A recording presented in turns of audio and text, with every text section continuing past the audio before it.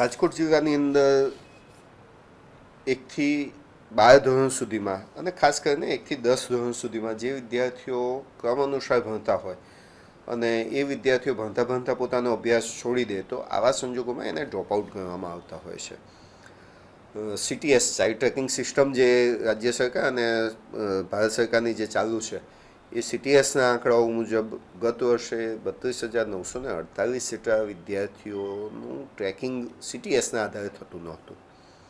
આ વિદ્યાર્થીઓના આંકડા રાજ્ય સરકાર તરફથી અમને આપવામાં આવે, શિક્ષણ વિભાગ તરફથી આપવામાં આવે ને તેનો સર્વે CRC મિત્રો દ્વારા કરાવવામાં આવ્યો.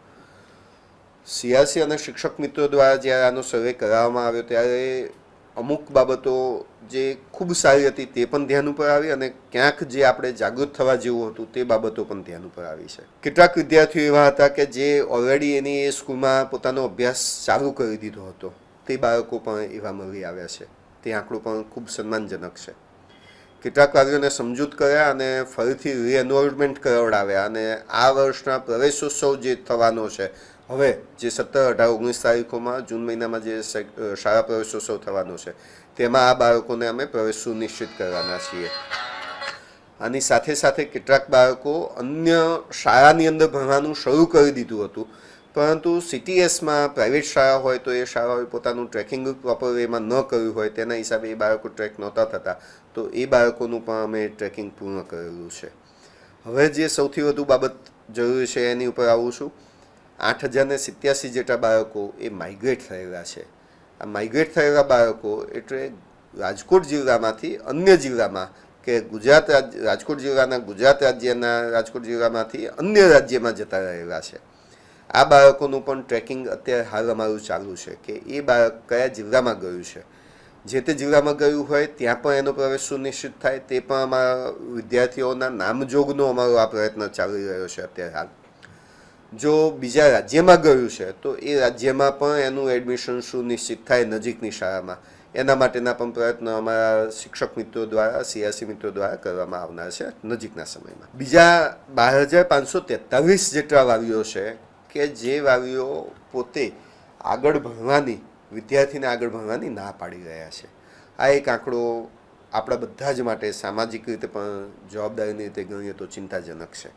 આ વાલીઓ સાથે હવે અમે નજીકના ભવિષ્યમાં 1-to-1 એમનો સંપર્ક કરવાના છીએ અને આ જ વાલીઓ પોતે એમને સમજૂત કરવાના છીએ કે અભ્યાસનું મહત્ત્વ શું છે, તમારા બાળકને ભણાવો અને ભણવાથી એને જે ફાયદાઓ થવાના છે કે એની જે પ્રગતિ થવાની છે તેનાથી અમે સારી રીતે માહિતગાર કરવાના છીએ. આ 12,543 વિદ્યાર્થીઓ કે જે રાજકોટમાં છે અને ભણવાની ના પાડી છે, એને જરૂર પડે જો શૈક્ષણિક રીતે એનું અભ્યાસ સારી રીતે ન થઈ શકતો હોય તો એને સ્કિલ ડેવલપમેન્ટમાં પણ એટલે કે ITIમાં કે ડિપ્લોમા કોર્સિસ કરવા માટે પણ અમે પ્રેરિત કરવાના છીએ. ક્યાંક બાળકને ઘરેથી શાળા દૂર હશે તો અમે જે ટ્રાન્સપોર્ટેશનની સુવિધા છે એનાથી માહિતગાર કરી અને ટ્રાન્સપોર્ટેશનનો લાભ લઈ અને બાળક શાળામાં એનરોલ થાય તે માટેના પ્રયત્ન કરવાના છીએ. જરૂર પડે ST તંત્રને પણ અમે લખીશું કે ભાઈ આ ગામથી આ ગામ સુધી આવવા માટેની આટલા વાગ્યાની બસની સુવિધા ઉપલબ્ધ કરાવવાની જરૂર છે, તો એ પ્રકારની બસની સુવિધા ઉપલબ્ધ કરવા માટેનો પણ અમારો પ્રયત્ન હશે. અને જો ક્યાંક એવો પ્રશ્ન હોય કે બાળક સ્કૂલે પણ જઈ શકે એમ નથી તો એવા સંજોગોમાં નેશનલ ઓપન સ્કૂલિંગ સિસ્ટમ અને Gujarat state open schooling system GSOS અને NIOS આની અંદર પણ બાળકને એનરોલમેન્ટ કરાવી અને બાળક પોતાનો અભ્યાસ કન્ટિન્યુ કરે તેવા પ્રયત્નો વાલીને સમજાવીને અમે કરવાના છીએ. આ માટેનો અમારું પોતાનું એક આયોજન એવું છે કે જે ગામમાં માધ્યમિક શાળા નથી અને દીકરીઓ જો ભણવા બીજા ગામ સુધી નથી જઈ શકતી તો રાજ્ય સરકારની વંદે ભારતની જે ચેનલો છે એમાં ધોરણ વાઇઝ જુદા જુદા અભ્યાસક્રમો માટેના સેલ્ફ લર્નેડ વિડીયો આવતા હોય છે. તો પ્રાથમિક શાળામાં જે શાળામાં દીકરીએ 1 થી 8 ધોરણનો અભ્યાસક્રમ પૂરો કર્યો હોય એ જ શાળામાં બેસાડી અને આગળના ધોરણો માટેનું અભ્યાસ જે છે એ વંદે ભારતની ચેનલ ઉપરથી કરે અને 10મા ધોરણની પરીક્ષા જે છે કે 9મા ધોરણની જે પરીક્ષા છે એ GSOSમાં એટલે કે ગુજરાત સ્ટેટ ઓપન સ્કૂલિંગ સિસ્ટમના માધ્યમથી એ પોતાનું 10મા ધોરણનો અભ્યાસક્રમ પૂર્ણ કરે અને પછી પોતાનો બાળકીનો આગળનો અભ્યાસ આગળ વધારે તેવો પણ અમારો પ્રયત્ન રહેશે. 2,685 જેટલા બાળકો જે છે જે અનટ્રેક છે, જે બાળકોના વાલીઓના મોબાઈલ નંબર તે હાલ આપણને ઉપલબ્ધ થતા નથી અથવા તો એ મોબાઈલ નંબર બદલાઈ ગયેલો છે, આવી પણ ક્યાંક ક્યાંક માહિતી અમારા સુધી પહોંચેલી છે.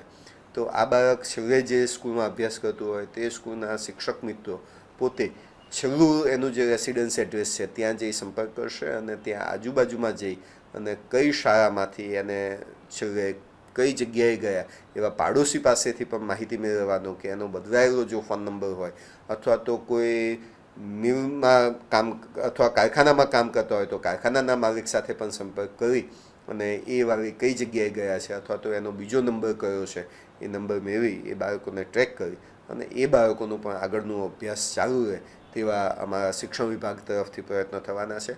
સમગ્ર રાજ્યમાં આ પ્રકારની કસરત ચાલુ છે. આ જ પ્રકારની કસરત રાજકોટ જિલ્લામાં પણ ચાલુ છે.